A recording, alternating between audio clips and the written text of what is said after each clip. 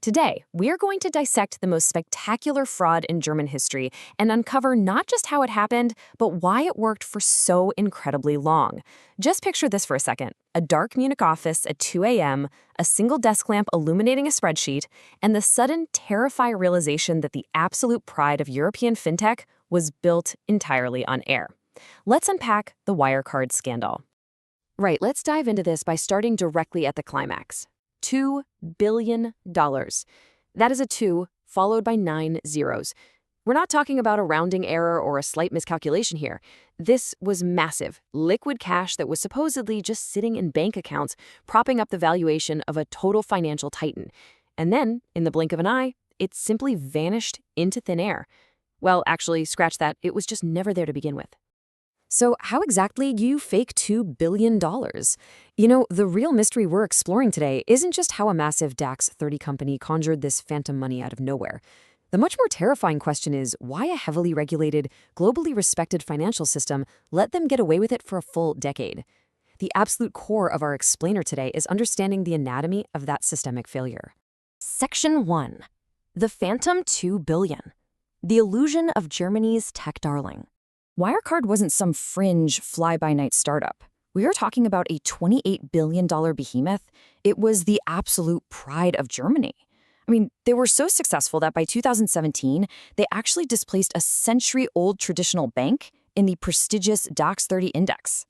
Their market cap was just immense, and it was all driven by the belief that they had 1.9 billion euros sitting in trustee accounts over in the Philippines, reportedly handled by these obscure small companies like one called OCAP.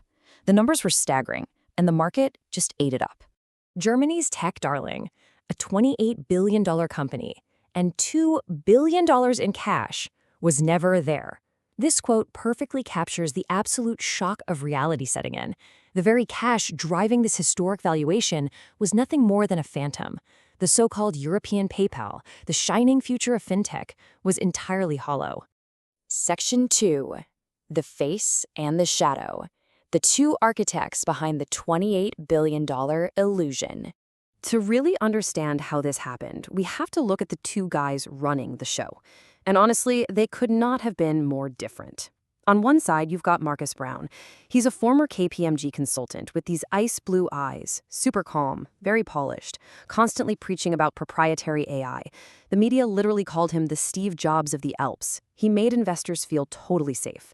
But then, on the other side, you have his fixer, Jan Marsalek. Marsalek joined Wirecard on his 20th birthday with 0 formal banking qualifications.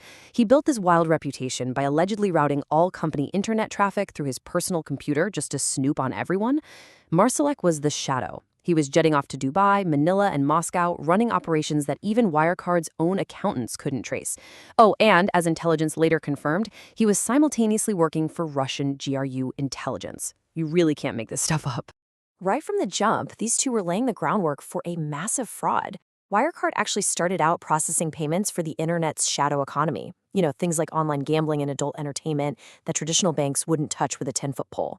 When it came time to go public, they used a reverse merger, which neatly sidestepped all the intense scrutiny of a traditional IPO. Meanwhile, Marsalek built this completely opaque, untraceable web of third-party partners to process transactions. Whenever anyone asked for proof of funds, they'd just produce these mysterious letters from banks that didn't even exist. Yet despite all these glaring, bright red flags, they managed to attract so much legitimacy that Angela Merkel herself personally promoted Wirecard on a state trip to China. Section 3. Why the lies succeeded. How a sophisticated economy protected a rudimentary fraud. So, how did they fool the world? The lie survived because of catastrophic, across-the-board failures. Just look at Ernst Young, literally one of the world's premier auditing firms. For a decade, they completely missed a €2 billion hole. Why? Because instead of picking up the phone and directly contacting the banks to verify the funds, they just accepted screenshots and PDFs handed to them by Wirecard employees. Then you have BaFin, the German financial regulator. Their entire job is to protect the market from fraud. Instead, they completely failed to investigate Wirecard and actually went after the people asking questions.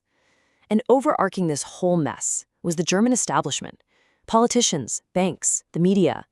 They were all so desperate for a homegrown tech champion to rival Silicon Valley that they willfully ignored every single warning sign.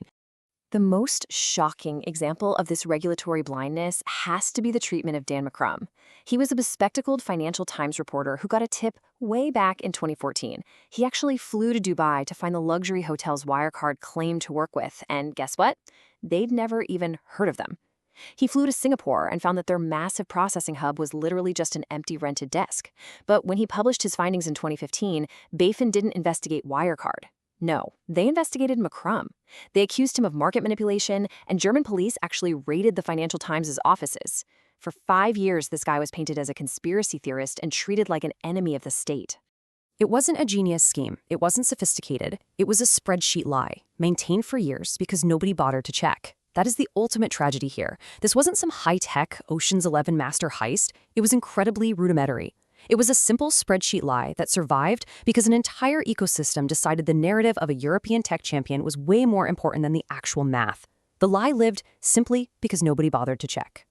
Section 4. The House of Cards. The 72-hour collapse of a 20-year fraud. So what happens when someone finally does their job? The entire illusion violently unravels in a chaotic 72 hours. On June 18, 2020, Ernst Young finally did what they should have done a decade earlier. They directly asked BDO Unibank and the Bank of the Philippine Islands to confirm the accounts. The banks replied almost immediately. The money had never existed.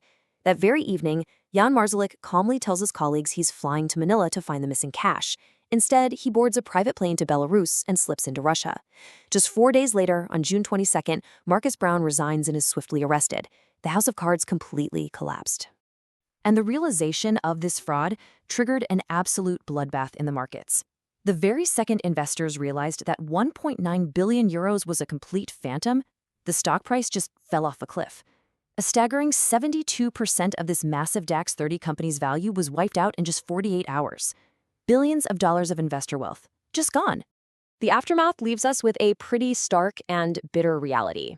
In 2023, the courts did not buy Markus Braun's claim that he was just a naive victim deceived by Marsalek. They sentenced him to 15 years in prison.